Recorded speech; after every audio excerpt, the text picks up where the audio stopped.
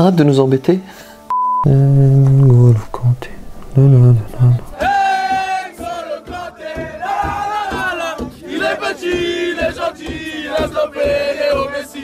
Cette vidéo, j'avais l'intention de la produire il y a quelques mois déjà, juste après la Coupe du Monde.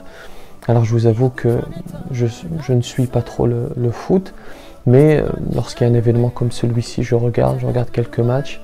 J'ai bien entendu suivi la victoire française. Et à cette occasion, j'ai découvert N'Golo Kanté et j'ai pu observer le comportement qui était le sien. Et j'ai vu ceci. N'Golo Kanté osait pas aller prendre la coupe et qu'à un moment, tu as dit un peu, écoute, on la laisse à N'Golo quelques secondes. Moi, personnellement, je ne me voyais pas aller et la soulever avant lui, surtout que j'ai vu qu'il était derrière. Peut-être les autres n'ont pas fait forcément attention, donc je voulais juste... Voilà, il attendait tranquillement comme d'habitude dans son coin. Je lui ai pensé. Alors comment est-ce qu'il nous montre le comportement du prophète, que la paix soit sur lui? Je vous explique dans un instant, à tout de suite.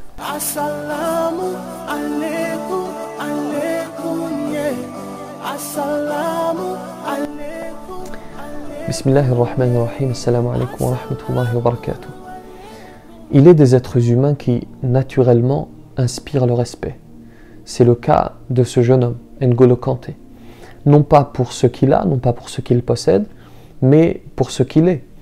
Lorsque Khadija, radiyallahu anha, riche commerçante, choisit un jeune homme qui s'appelle Mohammed, que la paix soit sur lui, comme époux, elle le choisit non pas pour ce qu'il a, mais bien pour ce qu'il est. Alors, N'Golo Kanté, il naît le 29 mars 1991 à Paris. Il va grandir dans les Hauts-de-Seine. Je ne connais pas ses parents, mais ils doivent être exceptionnels.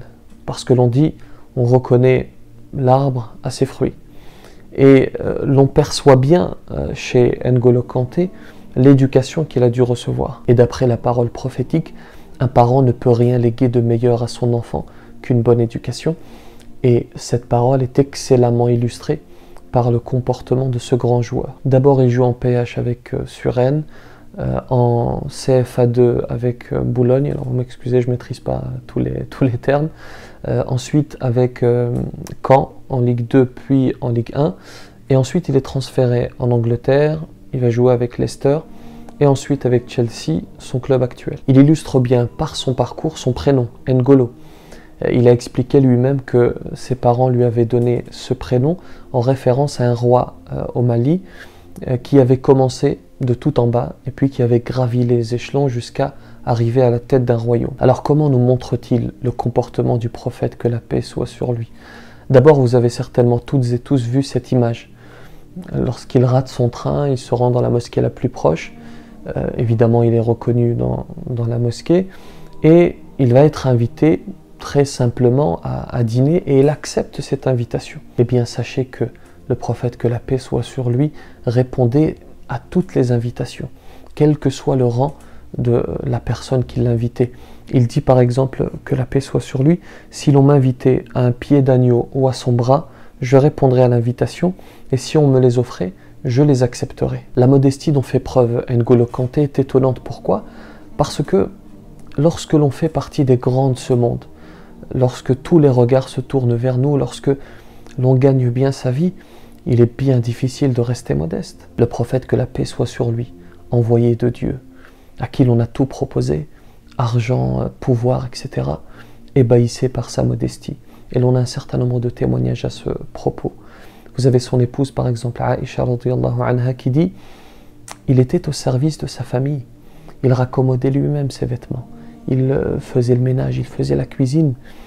Et lorsque ses compagnons vont être frappés par la faim, et qu'ils sont contraints de mettre sur leur ventre une pierre pour atténuer cette faim, et qu'ils décident d'aller se plaindre auprès du prophète, que la paix soit sur lui, et qu'il se présente devant lui, il constate que lui-même, il a mis 2 pierres sur son ventre.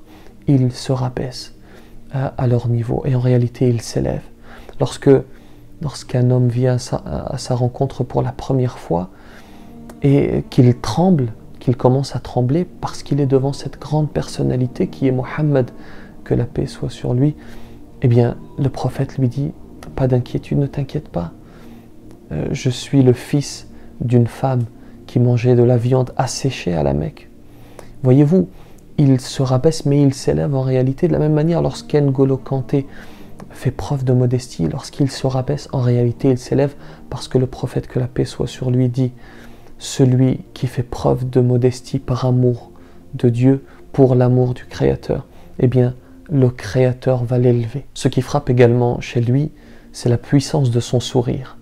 Vous voyez, lorsqu'il sourit, à quel point il est lumineux.